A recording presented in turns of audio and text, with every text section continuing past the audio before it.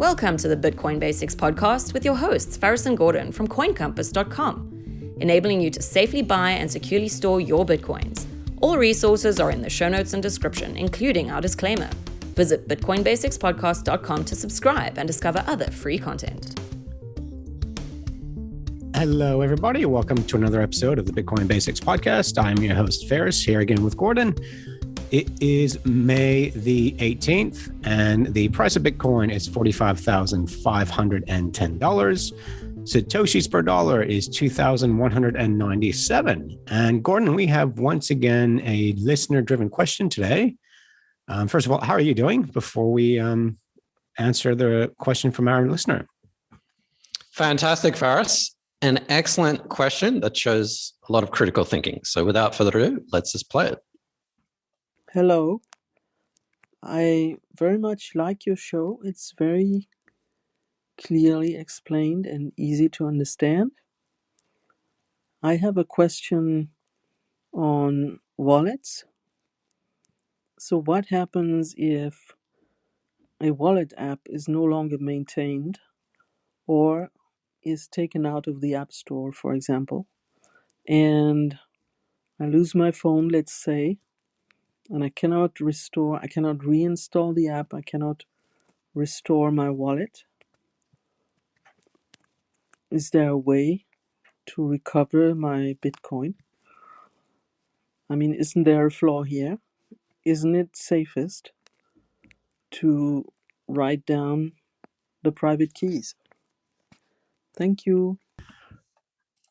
So, Gordon, I had a presumption on this one already, and I did a little bit of research, and all it did was strengthen my presumption. So, from my understanding, if you have a hardware wallet or a mobile wallet, and the manufacturer ceases to exist, that's it, basically. You've just lost those access to those private keys, and you can't back up or regenerate those Bitcoins. Is that, unfortunately, as simple as it goes, or is there more to it? No, it's not at all. So this goes with software. So whether it's a software, desktop, mobile app, or a hardware manufacturer, you have not lost your Bitcoin. So let's look at a worst case scenario. And I really like this question because it's something that every single person with Bitcoin should be thinking about, all these sort of worst case use cases. And as a security person, we used to dream up this stuff all the time as improbable and non-practical it was. What are all the attack vectors, and things can go wrong. So let's say worst case scenario, you have a mobile wallet, or maybe you have a hardware wallet, and the manufacturer's gone out of business and you have lost your phone or your hardware wallet. That's a bad situation, obviously. It's actually one of the reasons why I archive installs. But and also, let's say that software disappears from the App Store as well, because I think this question was talking more about a mobile wallet than a hardware wallet, but the same thing really applies. So worst case scenario, the theory is that if you use a standard wallet, then you're fine, because most wallets, and I won't say all wallets, but most wallets use a standard, and that standard, and I'm going to get technical, Faris, but this is something important because people need to Google search this, is called BIP39, BIP39. BIP stands for Bitcoin Improvement Proposal. And basically what that is a standard set of words, and there are actually 2,048 of them, to create your 12 or 24 word backup recovery seed. So those of you who have a mobile wallet or a hardware wallet, you'll be used to, whenever you install it, the first thing it's going to get you to do is write down those 12 words, those 24 words. So as long as you are using a standard wallet, you can actually import or restore those 24 words into another wallet. So let's say, for example, you have a Ledger, and I'm not picking on Ledger, and Ledger goes out of business, the website's down, the software is no longer unavailable, and you lose your Ledger wallet, hardware wallet. As long as you have your 24 word seeds, your recovery seeds, you can import them into another hardware wallet or even another mobile wallet. If you enjoyed this podcast, please subscribe, like, and share so we can find others like yourself. So with that, Gordon, who generates the recovery seeds? Is it not Ledger will generate them and Ledger keeps them on file, and then Trezor has their own recovery seeds and they keep them on file? So how are they shared? If Ledger or Trezor or any manufacturer were doing that, that means that they could basically clean out your account. And if their database was hacked, then they get access to everyone's Bitcoins. No, so the whole point of a hardware wallet, and especially a hardware wallet, is it has this thing called a secure enclave. And I won't go into it, but basically it's kind of like a hidden CPU. And what it does is its main function is to generate private keys. And it does that in a secure way so that even the manufacturer doesn't know what those private keys are. The private keys are a long string of numbers. So, as a human, we can't remember what they are. So someone in this BIP 39 proposal said, why don't we convert this ridiculously long string of random numbers into a set of 12 to 24 words from this 2048 dictionary of English words? So that's really what these 12, 24 words are. They're kind of like your master password if you use a password manager, which then unlocks all your private keys, because you might not just have one Bitcoin account, you may have several Bitcoin accounts on your wallet. And that's really what it is. So as long as a wallet manufacturer or developer is using this standard, which, maybe 80, 90% are, it is not a problem. Okay, that makes sense, and that is reassuring. Now, the second part of the question is talking about paper wallets. So as Gordon just mentioned, you have your private keys or even your the seeds. So with those, if you're too concerned about keeping them on a wallet and you're worried about the wallet getting hacked or even losing that mobile wallet or hardware wallet, you can write down the private keys to Bitcoin on a piece of paper. What that's actually doing is removing those Bitcoins from an electronic device where for sure they cannot be hacked. So you've actually transferred them to a paper wallet. So if anyone's seen these, they have like a QR code on a paper wallet, and it removes the private keys into a paper wallet. Now, they're off-chain or offline, so to say. Though these private keys are offline, so no one can hack into them. From someone who basically is very savvy, knows what they're doing, yes, it's a good option. The concerns that you will have with that is paper is not durable. If there's a house fire, you've lost them. Paper can get moldy, rats can get into it. So there is that trade-off there in that, yes, they are offline, off the internet, but you can very easily lose those. Some people can even memorize their private seeds. But there's another consideration you need to look into. What is your next of kin strategy if something happens to you? And you've memorized your Bitcoin private seeds or keys, and you've written them on a piece of paper. Who's going to find them? Who knows what to do with them? So it's thinking, for right now, I feel safe because no one can hack into my wallet. If my wallet goes bust, I don't even have to worry about backing it up. But that is a very, very vulnerable position to keep your Bitcoins in or Satoshis in just on a piece of paper. I'm not comfortable doing that. We do have solutions here that we've come up with where you can basically back up your cold storage devices, and we help you advise your next of kin on what to do. Something you get hit by a bus and someone you don't want your Bitcoins just getting lost like 7 million others have been. So it is tricky, but at the end of the day, it is not a one size fits all custody arrangement when it comes to Bitcoin. It is an individualized plan that you need to come up with. And it's something that we actually do help our clients with. Sorry, Gordon, I hope that wasn't too much of a lay on the gravy too thickly business pitch. May I lay it on even thicker. I just want to explain a couple of things though, because the question actually asked about private keys. So I think they were actually saying, should I write down my private keys? So that's that long string of numbers. That's different to writing down your 12, 24 word backup phrase. So I just wanted to make that distinction. As Farah said, I no longer recommend paper wallets because, fire, water, all that kind of stuff. The paper's just not durable. And also, I wouldn't write down my private keys because all you have to do is get one of those characters wrong. It's incorrect and you've lost your Bitcoin. Like there's no way to recover it. Whereas if you do actually, for whatever reason, the paper got damaged and you lost 1 or 2 words from your 12 to 24 word seed, there is actually a way to recover it. So I think it's no longer recommended to write down any private keys. And also to generate a paper wallet, there's also a lot of scams. There's a lot of fake websites out there that generate paper wallets for you. So how do you know that you're not getting scammed when you're generating your paper wallet? And there's all kinds of other things like that. I just also wanted to mention, Faris, unless you had anything else before I continue. Before I get to some recommendations, every wallet, whether it's a mobile wallet or hardware wallet, has this 12, 24-word backup phrase. People call it different things: backup phrase, recovery phrase, mnemonic seed. It's all the same thing. It's 12 or 24 words. You have to store that, and that is separate to your wallet. So you really have 2 things. You have your wallet, whether it's a mobile wallet or a hardware wallet. And the second is you have your backup 24-word mnemonic seed. Obviously, you should keep those things separate. And as Faris said, write them down on a piece of paper.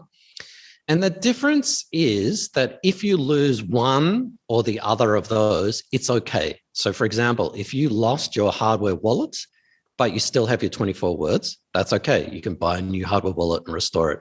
If you lost your 24 words, but you still had your hardware wallet, that's okay, because on the hardware wallet, you can regenerate 24 words or just get the hardware wallet to tell you what the 24 words are. So that's the difference there. You can lose one or the other, not both. Sorry,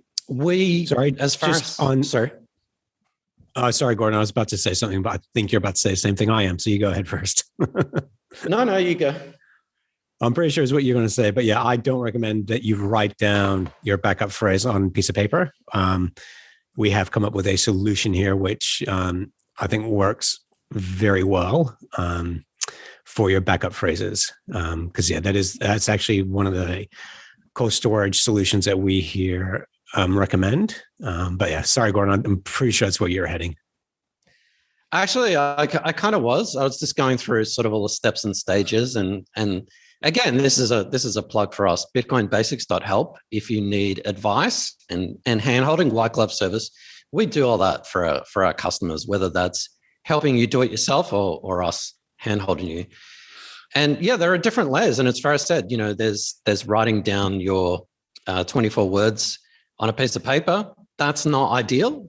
I would actually use some other things. There are meta wallets and other things, but there's also different solutions like multi-sig. With multi-sig, you get a lot more security because if you lose one device, it doesn't really matter. I'm not going to go into that. We've been through that a million times and done podcasts, which I'll link in the show notes.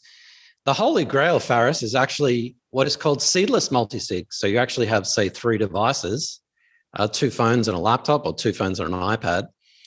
And you don't actually have any 24-word seeds. But anyway, I'm getting into the weeds. I'm getting down the rabbit hole. There are many different custody solutions out there. There is no one size fits all. It's whatever you guys are comfortable with.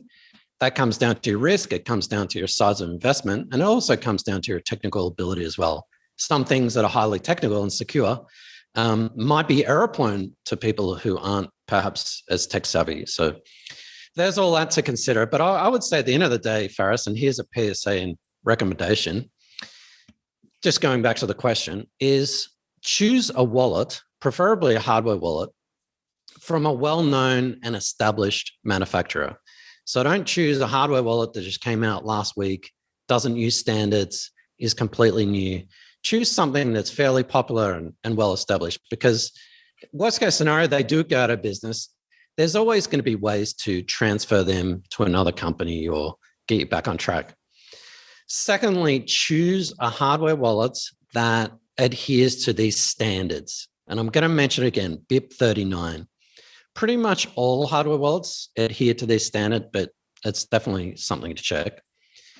And last but not least, and Faris is probably saying this is just me, but choose a wallet that's open source. And the reason why I say that is that you can be assured that someone has audited it, someone has vetted the code, and it does adhere to standards. A lot of these wallets, especially the mobile ones, are closed source. You don't know what the hell they're doing. Now, they have a reputation to protect, so they're probably not stealing your money, but you just don't know because there's not enough eyeballs, there's not enough people looking at it, which makes it inherently insecure, and you just don't know. And there could be a bug in there that they don't know about that gets exploited, and your funds are gone. So I would say those three things, and all the wallets that we recommend are definitely open source, well established, and use standards. And just as a PSA, I know I'm going on, Faris, but just as a PSA, especially for mobile wallets, only download them from the official sources. Don't go searching for them on the iOS store or the Google Play Store. Go to the website. So, for example, Blockstream Green is one of the wallets that we recommend. Go to the Blockstream website and you can get it from there. So go to the original sources. Never, ever type in your 24 words recovery seeds anywhere, on a computer, on a website. Even with us, if we're helping, do not send them to us. Do not type them in anywhere. The only time you ever need to enter your 24 words is when you buy a new hardware device and you're recovering or restoring your 24 words. That's the only time.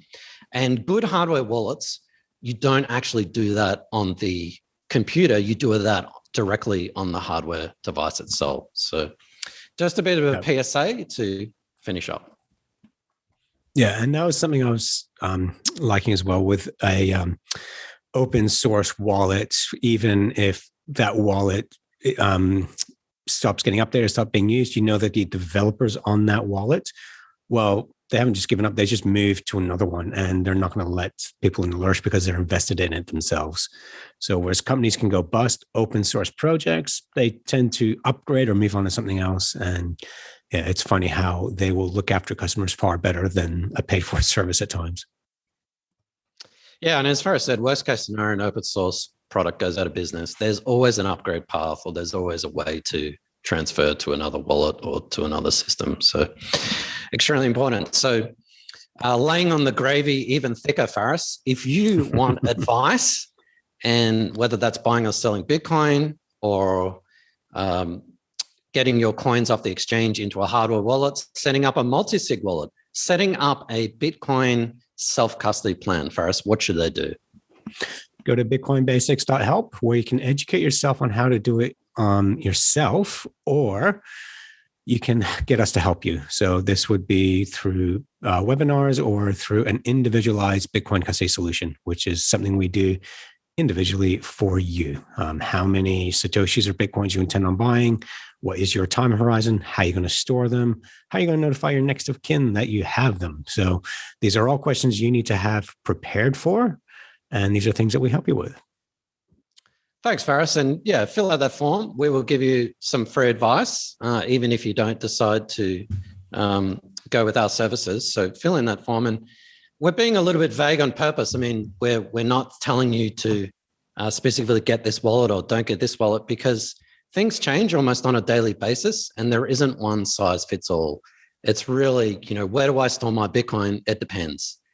The size of your investment, the level of your technical ability really depends on what solution, because I might have a high technical solution for myself, but that's simply not appropriate to other people.